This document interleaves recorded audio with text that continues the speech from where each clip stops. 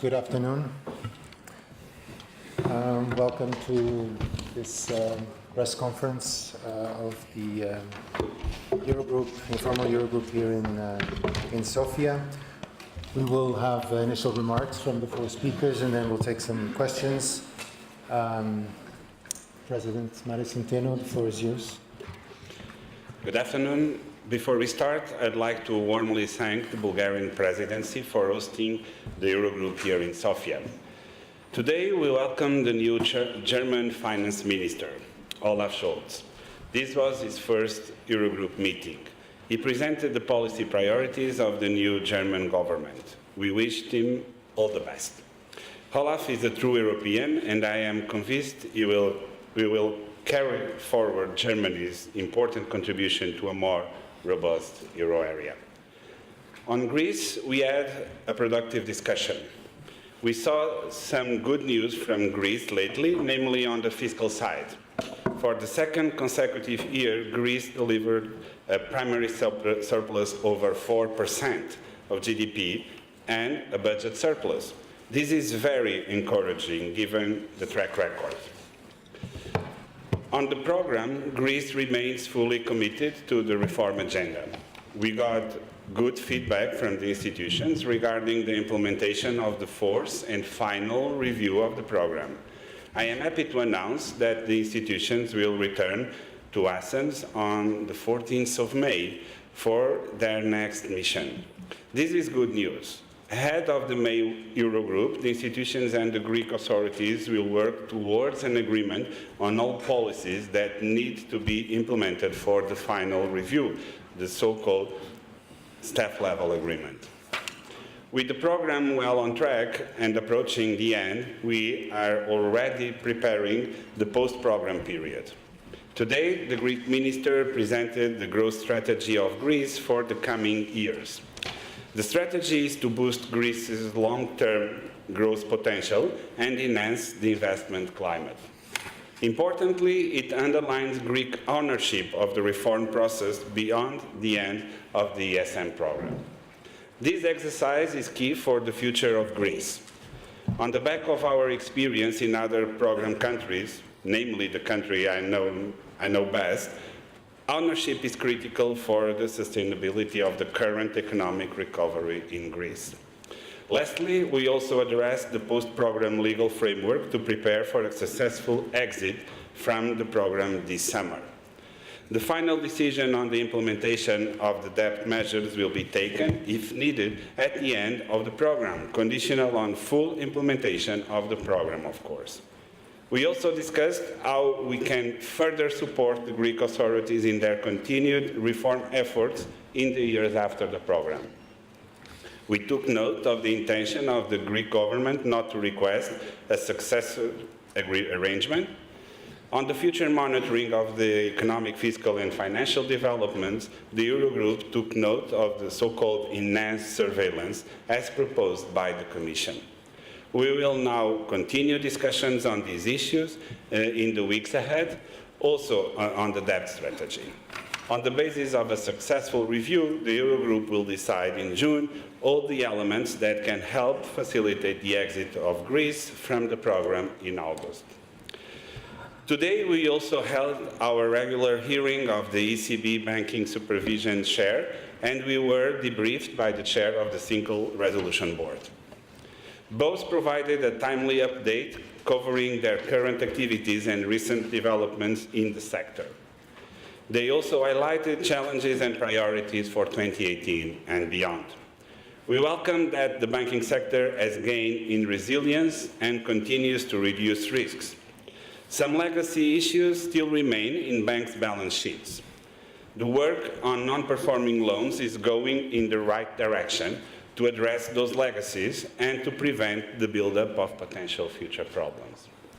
In addition, we discussed anti-money laundering issues, and we will continue discussions on technical level on how to strengthen coordination between supervisors.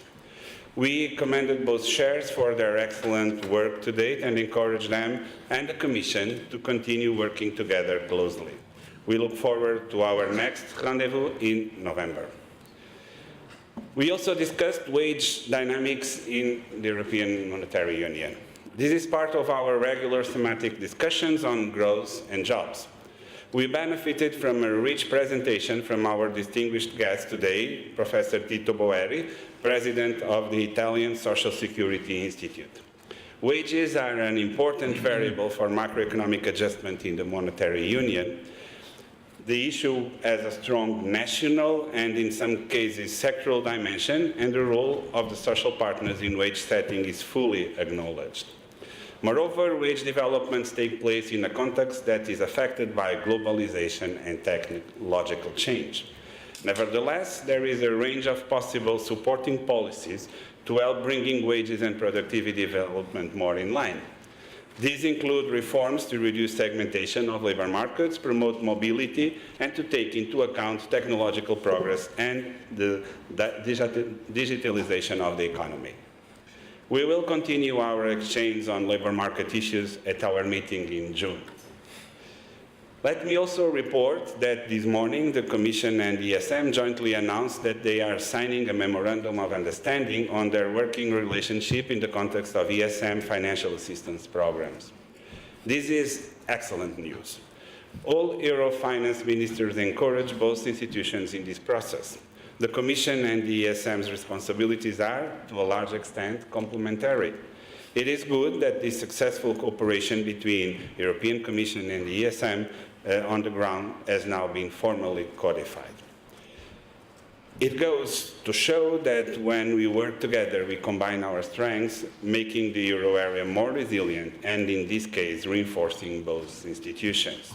Finally, we welcome that the updated draft budgetary plan of Austria is broadly compliant with the Stability and Growth Pact.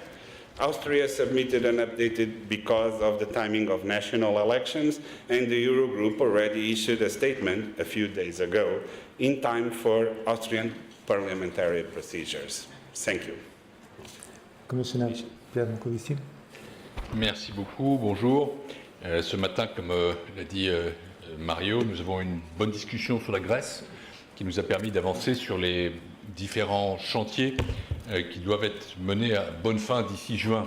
Je dis juin parce qu'il doit être clair, et il est clair pour tous les participants à cette discussion, que le 21 juin est le jour où nous devons prendre la décision qui conduit à la fin de ce programme en août. C'est un objectif politique qui est partagé par tous. C'est une volonté extrêmement claire. C'est un chemin que nous avons emprunté et nous sommes vraiment maintenant dans la dernière ligne droite. Nous avons sans doute fait 90% du chemin. Il ne faut pas relâcher l'effort, il faut aller jusqu'au bout.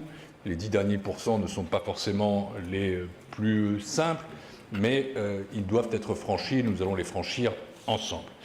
D'abord, premier point sur la 4e revue. Comme l'a dit Mario, les équipes des 4 institutions se rendront à Athènes le 14 mai pour une mission qui aura comme objectif de conclure un accord de principe, un Staff Level Agreement, à temps pour le prochain Eurogroup qui se tiendra le 24 mai. Donc ça devrait être une mission courte et conclusive. Et donc d'ici là, il faudra accélérer et intensifier le travail. C'est un message que je passe à la fois à nos amis grecs et aux équipes de toutes les institutions. Nous avons fait le point.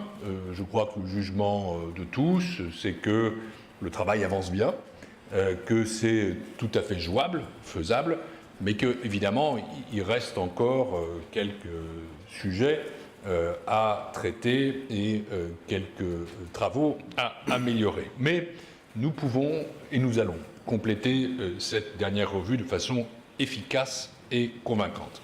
Ça, c'est le premier chantier. Ensuite, nous avons écouté avec intérêt la présentation détaillée par Euclide Tsakalotos de la stratégie pour la croissance préparée par le gouvernement grec.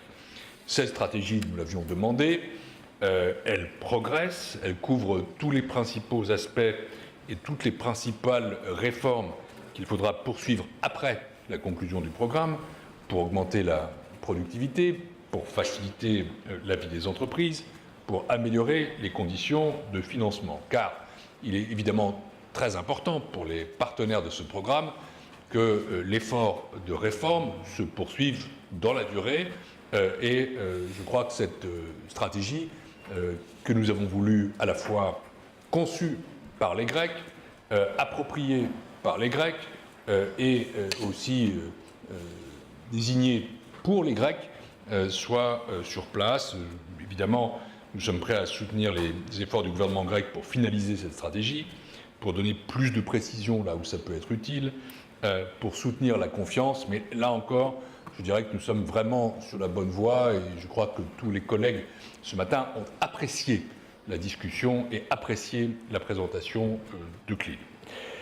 Le programme grec, je l'ai dit, se terminera cet été le 20 août. Ce sera un moment important car ce sera la fin de l'ère d'assistance financière pour la Grèce, mais aussi la fin de l'ère d'assistance financière pour la zone euro. Ce sera vraiment la dernière page de l'histoire de la crise de la zone euro qui se tourne. Nous avons frôlé à certains moments le Grexit, nous le savons, nous l'avons évité et nous sommes en train de construire ensemble une success story pour la Grèce. C'est ce que nous voulons. Néanmoins, une fois le programme terminé, nous savons que la mise en œuvre des réformes adoptées ces dernières années devra continuer au-delà de cette date. C'est pour ça qu'il faudra un mécanisme pour soutenir cette mise en œuvre, ainsi que ce qui est un engagement pris, la poursuite de politiques budgétaires sérieuses. Il faudra encore préciser le cadre précis de cette surveillance post-programme, qui sera aussi important pour envoyer un signal de confiance au marché. Et donc, nous avons échangé sur ce que pouvait être ce système ou ce mécanisme de surveillance post-programme. Je veux toutefois être clair, je l'ai déjà été, mais je le redis sur une chose. En aucun cas, le mécanisme de surveillance post-programme ne devra ou pourra ressembler à un nouveau programme, ni à un prolongement du programme. Le prolongement du programme qui n'est pas à l'ordre du jour. Nous avons tous le même calendrier, c'est le 21 juin. Et donc, il faut que nous soyons dans cette affaire à la fois rigoureux et subtil. Ça nous arrive de savoir l'être. Finally, on the issue of Greece's debt, we of course need to reach an agreement on a strong set of commitments to ease Greece's debt burden. We did not enter into this aspect this morning as we saw that further preparatory work is needed. So we'll come back to this point, which will of course be a crucial part of the overall agreement. Voilà les 4 chantiers qu'il faut conclure d'ici au 21 juin. Le moment où tous ces courants de travail convergent, ce sera, je le redis, l'Eurogroupe du 21 juin à Luxembourg et la Commission évidemment est prête à soutenir tous les efforts de l'Eurogroupe et de la présidence de l'Eurogroupe pour le faire. One word on another topic which we touched upon this morning, which is wage dynamics.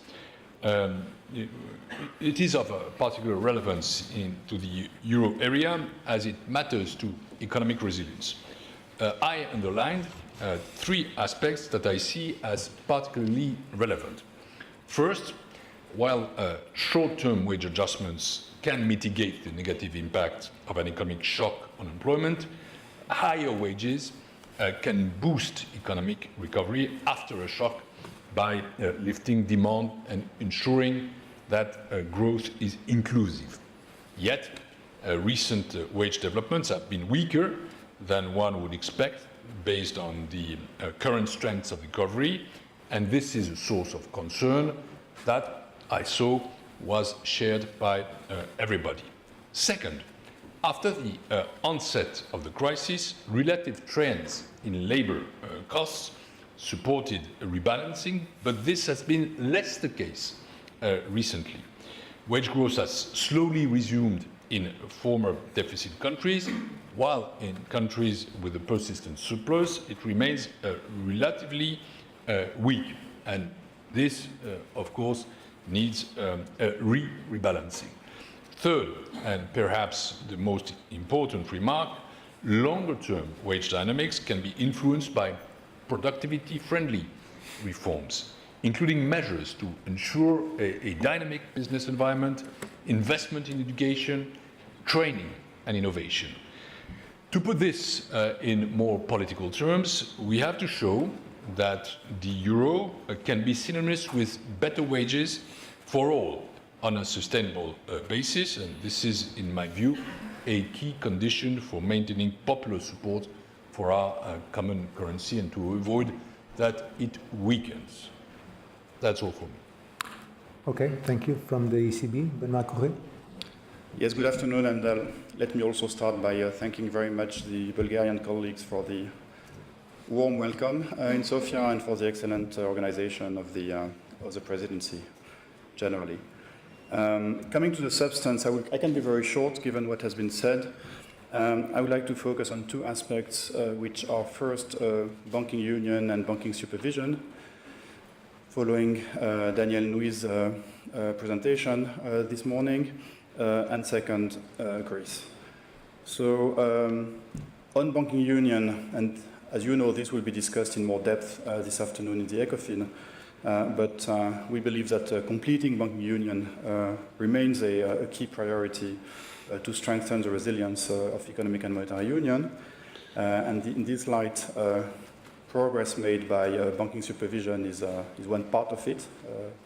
It's part of what the ECB can do to help it. And the chair of the supervisory board, Daniel Nouy, mentioned a few important priorities. First, progress should be made by putting in place a backstop to the Single Resolution Fund and starting discussions on a European Deposit Insurance Fund, so EDIS. Second, further reforms are needed to harmonize prudential rules across the banking union, and she gave details. And third, one key source of uncertainty for banks is the heterogeneity of banks' national insolvency frameworks.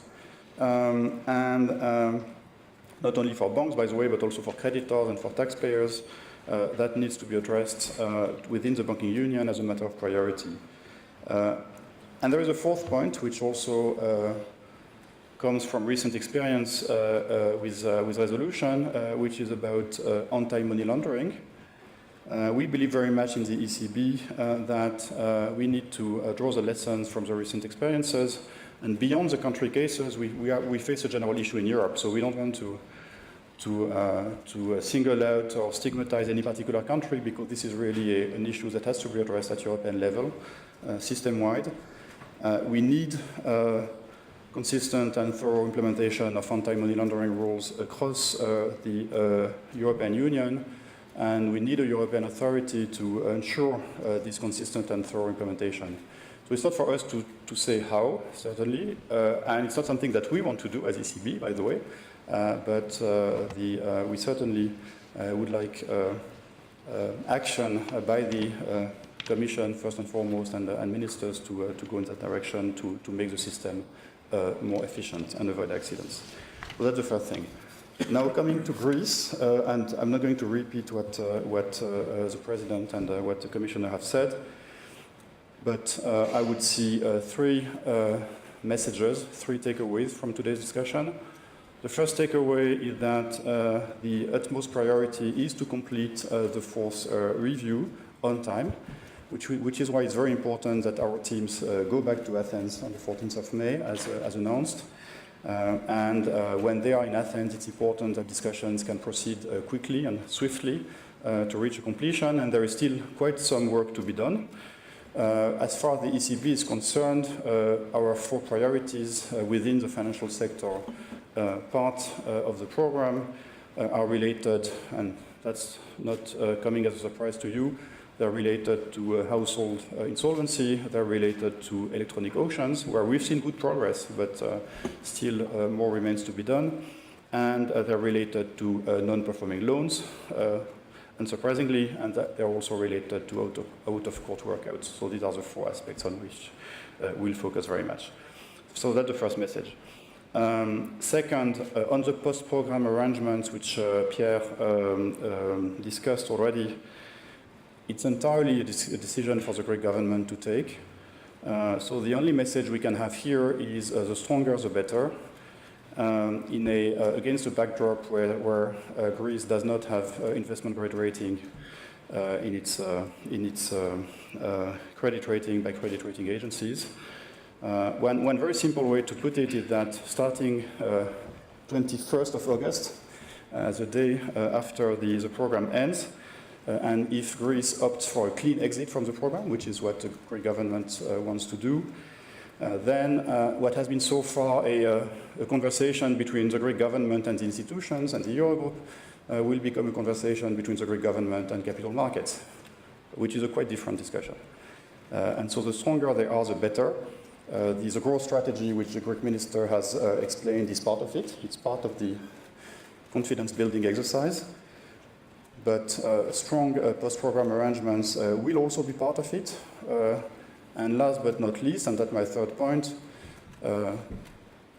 strong and credible debt measures are an essential part of it. The more front-loaded they can be, the more automatic they can be, or the less conditional they can be, the more they can contribute to a confidence-building exercise between Greece and capital markets. I stop here. Okay, thanks very much. From the ESM, Klaus? Yes, good afternoon. A few words from Greece. I also want to welcome the Greek growth strategy, because we should not forget that the objective of all the different adjustment programs and reforms of the last 8 years had one clear target: to create a new basis for good, healthy growth in Greece. That's in the interest of the Greek people. It's also in the interest of the ESM. We are by far the largest creditor. We have disbursed already 187 billion euros. That's roughly 100% of Greek GDP.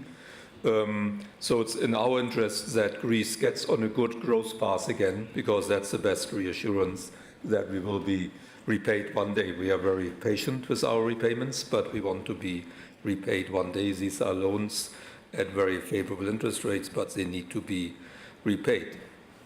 So it's good to have a growth strategy demonstrating the ownership of the Greek authorities. The next few weeks and 2 months, as has been mentioned by everybody, will be very intense. We have to conclude the next review, prepare the decisions on debt relief, and also in that context prepare the post-program arrangements. So all that is important. The ESM, of course, intends to have a final disbursement at the end of the next review, which could be sizable, in order to increase the liquidity buffer, which will be important to exit the program. And that's quite comparable what other ESM programs countries did at the end of their programs, to have a sizable cash buffer. So we are prepared to do that also.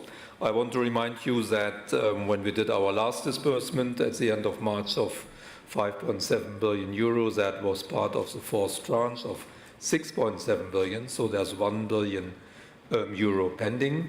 And you may remember that this is linked to further progress on arrears clearance, but also on email auctions. So we will follow that closely and expect to have a disbursement in the first half of June. A short word on the Memorandum of Understanding that the European Commission and the ESM will sign this afternoon. It will actually be signed by Vice President Dombrovskis, Commissioner Moscovici, and myself. This MOU formalizes the existing successful cooperation between the ESM and the Commission in ESM programs. It builds on the respective competences of the Commission and the ESM, which are complementary to a large extent. Obviously, all the competences and responsibilities of the Commission under the EU treaty are fully respected. That goes without saying. This MOU talks about the present cooperation in the current setting. Of course, if the debate that we have at the moment about deepening EMU leads to decisions also on the ESM and possible additional mandates, then we would have to look at this MOU and see whether it needs to be amended. But for the time being, I'm very happy to sign it this afternoon. Thank you. Thanks very much. We have time for a few questions, maybe less than usual because we're running late on the ECFIN plan, but we'll start here in front. No microphones, just speak up. So on definitely for Greece, given that Euro area governments and the IMF have spent years not agreeing about the debt for Greece, what makes you think that they now will agree on debt for Greece in the next few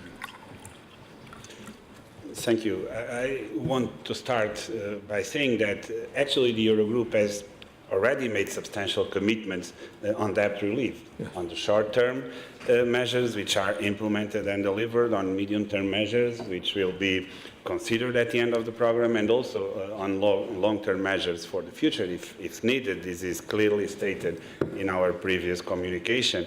We have indeed a continuous dialogue with the IMF on debt sustainability assessment and debt relief measures needed in Greece. At this stage, I must say to you that I am confident that we will continue this dialogue and we will take this into the completion of the program. We agreed in June 2017 that medium-term measures will be implemented at the end of the program. This is our window for decision. And there are two conditions that need to be met for that to happen. First, Greece successfully concluding all the actions that he has to implement in the program, and a recognition that debt requires further relief to be sustainable. We are focused on Greece having a sustainable economic, social, and financial process upon exit to the program, and we will work towards that. We have Mark Peperkorn from Volkskrant. There are actually microphones out there. If you. I will talk very loud. Okay. It's a question about the cash buffer for Greece. I remember well Portugal had the cash buffer when it exited the program for about financial needs for 1 year. What's the size of the Greek cash buffer at this moment? And secondly, like Mr. Regeling hinted a little bit about it, are you ready to use part of the remaining money of the third program to fill this cash buffer? I may start, and then Klaus, if you want. Just very briefly, indeed, this is the cash buffer, the liquidity buffer that Klaus referred to, is an important ingredient of the market to assure full market access for Greece at the end of the program. This occurred precisely, as you mentioned, also with Portugal. It covers a substantial period of time, if I'm not mistaken, up to 18 months for Greece. This is the goal. We have to make sure that also other ingredients for debt sustainability are met, namely primary surplus growth and a reform agenda that really triggers a sustainable prospect for Greece in the future. But Klaus, if you want to.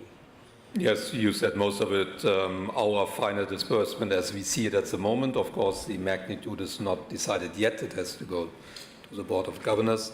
But that will be mainly earmarked for building up the cash buffer, because you heard the good numbers on the fiscal side. There was a large primary surplus, which also corresponds to an overall surplus in the Greek budget. So there's no need for our money to cover any budgetary gaps. That was very different a few years ago, when most of our money went to cover large fiscal deficits, no longer needed. So it goes mainly for some debt service, but mainly to build up the cash buffer. There's already a cash buffer of a few billion now, and the target is that indeed it will be substantially longer than 12 months. As I said, we don't have a final number, but it will be at least 12 months as it was in the other countries, and probably with our final disbursement higher than that. Ruth Bertens from Handelsblatt. Two questions. Handelsblatt Germany. The president of the ECB talked about the loss of momentum in the European economy this week. Does this mean that the recovery in the Eurozone is coming to an end, and is prepared for the situation? Well, that point was not really taken in our meeting today. President Draghi also explained very well the factors that may explain the slight deceleration in growth in the first quarter of this year in the euro area. We look forward to continue this growth momentum in Europe, and we firmly believe that the actions that we are taking towards reform the Eurozone and reinforcing all the components of the single market should and would contribute to that. Pierre Moscovici, one word on that? It's clear that we didn't touch upon that this morning. The Commission is going to deliver its forecast for the next quarter on the 3rd of May, which is next week. And of course, I cannot tell you exactly what those forecasts will be, but basically we see no change in our general approach, and we believe that the recovery inside Europe, and especially the Eurozone, is strong, solid, robust, that it is long-lasting, and that with the support of adapted macroeconomic policies and reforms, it can be maintained. So a few weeks to wait, a few days to wait for, but again, no, we have no basic worry about that. We have a word from Benoît Cœuré from the ECB. No, very shortly, the recovery is not coming to an end. So one reason is that it's not a recovery, it's an expansion. So we're beyond the recovery already. We spent a number of hours, more than 4 hours actually, yesterday morning in the Governing Council discussing it based on countries' experiences. And the clear conclusion was that the latest indicators point towards some moderation in growth, but they remain consistent with a solid and broad-based expansion of the Eurozone. That was clearly the conclusion of the Governing Council. A question from Bjarke from Politico. Could you please use the microphone? I'm sorry, because the translators can't work like that. Hello. Yeah, if I could just, there have been a couple of mutterings about the need to stick to the reform agenda. Was there any concern that was then brought up about Greece potentially rolling back on anything in the meeting? Thank you. You mean on Greece? It is very important to take on past experiences, and Portugal can be used as an example. We need, upon exit of the program, that we need definitely that a country takes full ownership of the growth strategy that it is supposed to implement. And that's precisely what we are preparing with Greece, and that is why Minister Tsakalotos today presented the strategy of the Greek government towards the future. More important than focusing on that type of dimensions, I think we need to look at the overall picture and make sure that a full implementation of a fully fledged growth strategy is assured for the country in the medium term. Yeah, Moscovici. We have no concern, and I would distinguish between two periods. The first period is before the end of the program, and the second is after. Before the end of the program, there are two requirements that need to be fulfilled. The first one is that we need to be capable of concluding the fourth review. As I said, well, basically it's on track, it's more than doable, but there are still a few efforts to be conducted, and we will always be demanding on that, but not concerned. The second point is, as Mario just said a minute ago, it's about the growth strategy, and we really appreciated how this was built, and the strong reforms and long-lasting reforms that are embedded inside this strategy. Then comes the time after the program, and for that we need to have a credible post-program surveillance, which ensures that reforms go on in the long run. So this is what always happens when we conclude a program. Again, it is on track. Again, I think the conditions are met that we can conclude on the 21st of June. Reforms must be maintained, they must be pursued, and so we are demanding on that, but we are not concerned.